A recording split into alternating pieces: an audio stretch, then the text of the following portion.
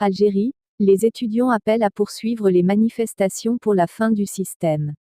Des messages relayés durant la nuit sur les réseaux sociaux appellent les étudiants à manifester mardi pour la fin du système, en se disant peu dupes de l'apparent recul, la veille, du président Abdelaziz Bouteflika.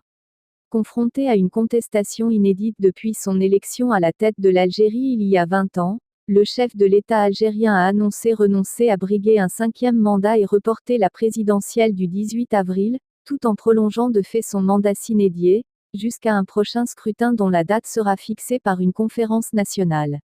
À Alger, les étudiants ont rendez-vous dans la matinée, pour un 3e mardi consécutif, sur la place de la Grande Poste, bâtiment emblématique du cœur d'Alger, près de laquelle une demi-douzaine de camionnettes de police étaient déjà garées. À Annaba, nord-est, très mobilisés depuis le début du mouvement, les étudiants ont appelé à des rassemblements à l'intérieur des différents campus de la 4e ville du pays.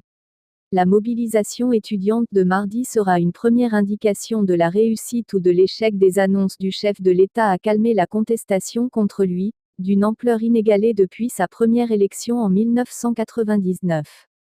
Le véritable révélateur sera néanmoins vendredi, premier jour de week-end des traditionnelles journées de manifestation depuis bientôt 3 semaines.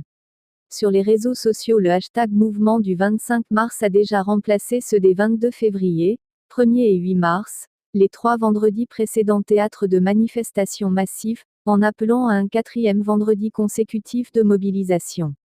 Mardi, le quotidien El Watan, au diapason, a dit voir dans les annonces de la veille la dernière ruse de Bouteflika qui annule la présidentielle et reste au pouvoir.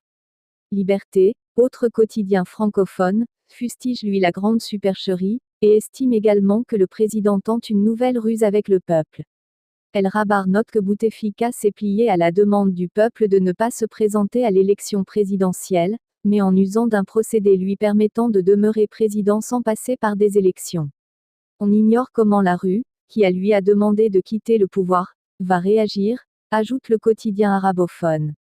Après 2 semaines d'hospitalisation en Suisse, Abdelaziz Bouteflika, 82 ans et sérieusement affaibli à la suite d'un AVC en 2013, est apparu lundi soir au lendemain de son retour en Algérie sur des images diffusées par la télévision nationale, peu après ses annonces. On le voit recevoir successivement, dans sa résidence médicalisée de Zeralda, près d'Alger, plusieurs hauts responsables du pays.